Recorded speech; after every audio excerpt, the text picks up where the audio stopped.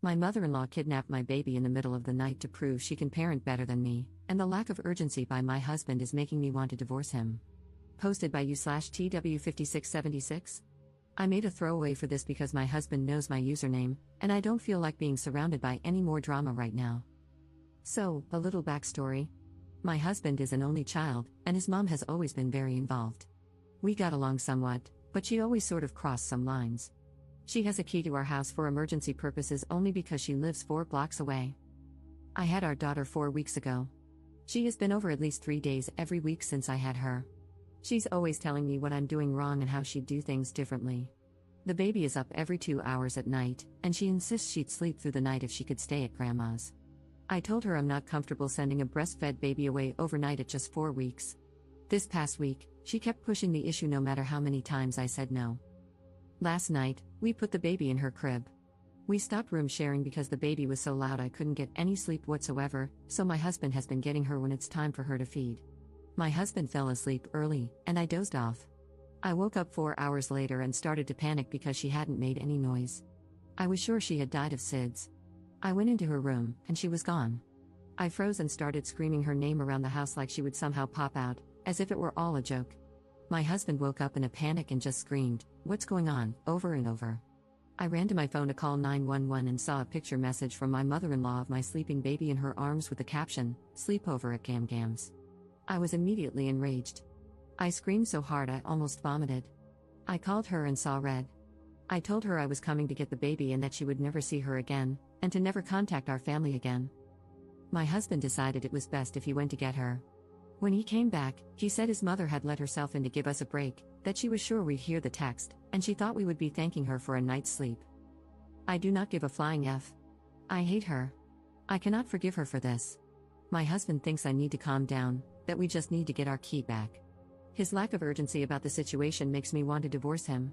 We have never had any issues before this, but this feels like a deal breaker to me. I already had postpartum anxiety, and now it's through the roof. I don't feel safe in my own home with my family. I hate my mother-in-law. I hate my husband. When I think about what happened, I sob uncontrollably. I can't sleep now that I know I can't protect my baby when I sleep. I can't believe I did not wake up. I feel like the biggest piece of crap mother. If any real danger had come, I would have let my daughter down. Am I overreacting for wanting a divorce or for never wanting to see my mother-in-law again? My husband and mother-in-law think it's my hormones and that I have overreacted. Am I overreacting? I just needed to talk about it with non-involved parties. I have no friends or family for hundreds of miles. Oh, and she also fed her formula while she had her, but that's the least of my worries. It still infuriates me because breastfeeding has been really hard for us. Commenter. I have a 16-month-old, and your story made me sick to my stomach. Here's what I would do. Pack a bag for me and the little one. Go to a trusted family member, friend, shelter, or hotel. Go to the police. Make sure dear husband understands that he either stands by you and your little one, or it's a divorce. She kidnapped your newborn from her crib, when you and he were at your most vulnerable, sleeping at night. If a mother and her infant can no longer feel safe in their own beds, that's the most existential fear you can have. This is sickening. Commenter edit. On the existential fear, deep down, we're still cavemen, driven by a desire to procreate and protect our young. The empty crib embodies the worst fear of a cavewoman coming true. It means the saber-toothed tiger got our baby in the night. The hope for our future, which we created at a huge expense to ourselves and loved, is gone. And of course, what happened with your mother-in-law is not the same as that scenario, but this is the first thing your lizard brain processes the moment you see that empty crib. That feeling is going to stay and may mean you'll never feel secure going to sleep again. This is why it's so important to realize just how serious a breach of trust this is. Update 1 day later. I just wanted to give everyone a quick update. I didn't respond, but I've read every comment, and the support I've received has meant so much to me. I bawled reading them because I finally felt like someone was on my side. I called my mom late last night, and I got a hotel. I refused to tell my husband where I was going but assured him that the baby and I would be safe. My mom is disgusted by what I've been through. She's getting on a plane today to come help me. This entire experience has pushed me to the point where I need therapy, so today my first order of business is getting a therapist set up ASAP. I've decided to be alone for a while, and when I'm ready, I'll go with my husband to see if there's a chance to move past this. Right now, I still don't want to, but I also agree that I'm not in the right place to make life-changing decisions. Either way, I can never move back into that house. I don't know what my plan is beyond the next few days, but I'm just going to take it day by day for now. As for my mother-in-law, I'm going to the police today to find out how to get a restraining order. She and my husband keep saying, but she was safe. She was never in danger. I disagree. My mother-in-law is clearly not mentally capable of caring for a child. Who knows what else she would do because she feels she knows best. Thank you all so much. I can't tell you how much the support from some internet strangers has meant to me. Second update 2 weeks later. I want to thank everyone again who thought about me after my first post. These past 2 weeks have been crazy for me emotionally, but I saw the request for an update and wanted to let everyone know what was going on, even though it's been generally uneventful. I received so many messages and comments filled with support that meant so much to me. Shortly after I wrote that post, my mom arrived to help me get through my anxiety and support me. By the time she got here, I was in a hotel and still had not slept. It had been way too long without sleep, and I think the deprivation was making me feel even crazier. She came and sat with me while I slept, and it was the most helpful thing anyone could have done for me. My husband asked to talk, so I agreed to meet with him. He apologized and said he realized I was right, his mom had severely crossed a line. He admitted it was hard for him to accept that his mom did something so wrong, so in his mind, he was telling himself it wasn't that bad, that if the baby wasn't hurt, then no harm was done. However, he wasn't considering the hurt it caused me and my sense of security. He told me he had changed the locks on the house and would support whatever I wanted to do regarding his mom. He said he was willing to cut off contact for a while but asked that I not press charges. We left it at that for the time being. I told him I'd think about what he said and keep in touch. Shortly after this happened, I received a lot of texts from his family, offering their support and apologizing for what happened.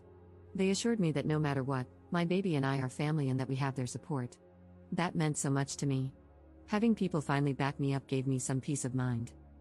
A few days after seeing my husband, we met up again. He brought me a letter from his mom. I considered just throwing it out, but I decided to read it. It was a very long-winded apology. She basically said that she feels sick about what she did. She admitted that if someone had done the same thing to her when her husband was young, she would have wanted them to die. She's terrified of losing me as a daughter-in-law and losing her grandchild, but she said she's going to keep her distance. She asked me to reach out if and when I am ready. I still haven't reached out to her, and I don't know if I will. I feel like her letter might be genuine, but I don't think I will ever trust her again for obvious reasons. I feel like she sees it as an easier to ask for forgiveness than permission kind of situation. I'm in a difficult place, trying to decide how to assert my authority as a mother without alienating my child from people who love them. I don't want my forgiveness to seem like weakness and, in the end, put my child in more situations like this. I've been getting help with all of this in therapy, which I've started twice a week. Right now, the general guidance I'm receiving from my therapist is to avoid making any big decisions yet, such as divorce, moving long distances, or cutting people off, so I'm taking things day by day.